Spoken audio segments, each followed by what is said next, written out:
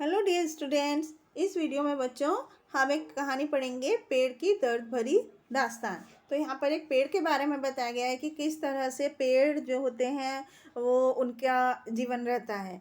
तो बच्चों आपको पता है कि हमारे देश में अनेकता ही हमारे देश, समाज और घर परिवार की प्रगति ना होने का कारण है। क्योंकि अगर हम एकजुट होकर काम करते हैं, एकता के साथ काम करते हैं, तो हमें किसी भी चीज़ में प्रगति हमारी हो जाती है, चाहे वो हमारे देश की हो, समाज की हो या घर परिवार की हो। और पर लेकिन आजकल हर एक कोई अलग अलग तरीके से सोचता है, अलग अलग तरीके से काम करते हैं, अकेले रहना पसंद करते हैं।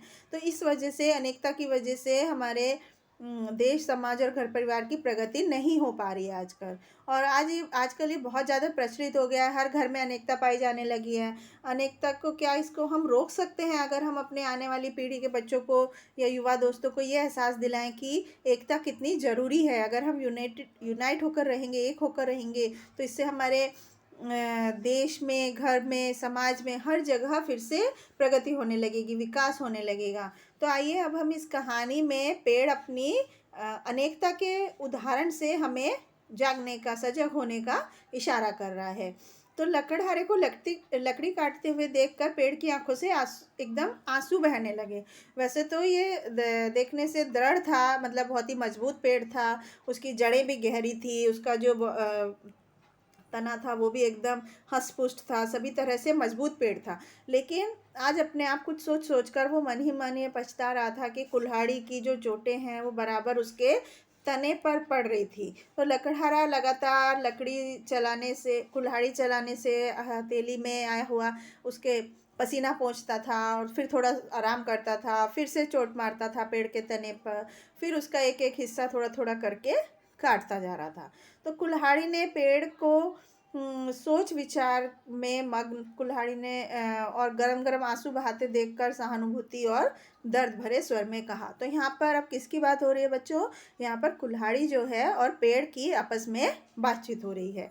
तो कुल्हाड़ी अब पेड़ से बोलती है कि भाई मुझे क्षमा करना, मेरा ही कसूर है, मेरी ही गलती है, मेरी वजह से ही तुम्हारे शरीर पर ये अत्याचार किया जा रहा है और तुम्हारी ये जो दुर्दशा हुई है, बुरी हालत हुई है, उसका साधन मैं ही बन रही हूँ। तो पेड़ कहता है कि नहीं नहीं, ये मैं क्यों मानने लगा, ये तो मेरे बुरे कर्मों का फल है। हर व्यक्ति को अपने पापों का फल भुगतना ही पड़ता है। तो कुल्हाड़ी की सहानुभूति देखकर पेड़ ने अपने दर्द भरी आवाज़ में कहा कि नहीं बहन, मैं तुम्हें दोष नहीं देता। फिर कुल्हाड़ी बोली, तो फिर किस लिए उदास हो? अपने मन की बात मुझसे कहकर अपना मन हल्का कर लो। यूं ही अंदर घुटकर तो तुम बहुत ही जल्दी अपने आप को बर्बाद कर दोगे। तो दूसरों से अगर हम अपने मन की बात कहते हैं तो हमारा मन का भार हल्का हो जाता है। बोलो तुम्हारे दुख का क्या कारण है? ऐसा कुल्हाड़ी पेड़ से पूछती है। तो पेड़ पहले कुछ सकुचाता है, मतलब कुछ झिझक करता है। उसने शर्मा कर अपनी आंखें नीची कर ली और आज जैसे वो अपनी ही नज़रों में गिर गया था कि क्या कहे, कैसे कहे, वो समझ ही नहीं पा रहा था। कुल्हाड़ी उससे पूछ रही थी बार बार, भाई बोलते क्यों नहीं, अपने आप को पछतावे की अग्नि में क्यों भस्म कर रहे हो? तो कुल्हाड़ी के इस अनुरोध से, बार बार विनती करने से पेड़ को कुछ विश्वास हुआ कि उसने साहस बटोर कर, साहस इकट्ठा करके वो कुछ कहने को तैयार हुआ। वो बोला कि मुझे तुमसे कोई शिकायत नहीं है, मुझे शर्म तो इस बात पर आ रही है कि लकड़ी की ही जाति का बना ये जो हत्था होता है, कुल्हाड़ी का जो हत्था होता है बच्चों, वो लकड़ी से बना होता है।